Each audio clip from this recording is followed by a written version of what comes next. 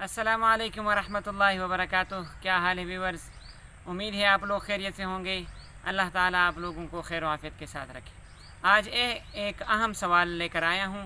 वो सवाल ये है कि एक आदमी ने सवाल किया कि क्या अगर कोई आदमी फोहश वीडियो देखे या किसी औरत पर उसकी नज़र पड़े तो क्या इससे रोज़ा फासिद हो जाएगा या नहीं।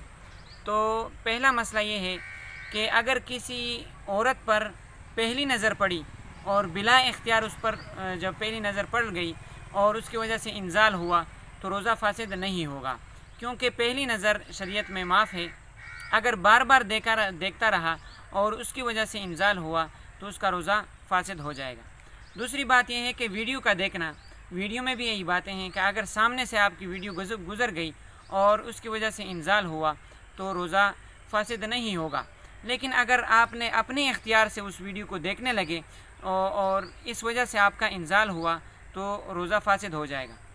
अब इसके अलावा अगर इंजाल नहीं हुआ लेकिन कतरे निकल आ गए जैसे मज़ी और वदी के होते हैं तो उसकी वजह से रोज़ा फासिद नहीं होगा।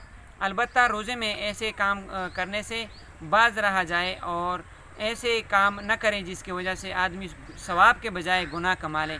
बस इसी पर इक्तिफ़ा करते हैं। आज के लिए आपके सामने ये मसला बयान किया। आने वाले वक्त में भी इंशाल्लाह इसी तरह मसले मसाइल बयान करते रहेंगे। आप इसको गौर से सुनें और इसको आगे फैलाने की कोशिश करें। अस्सलामु अलैकुम वरहमतुल्लाहि वबरकातुहू।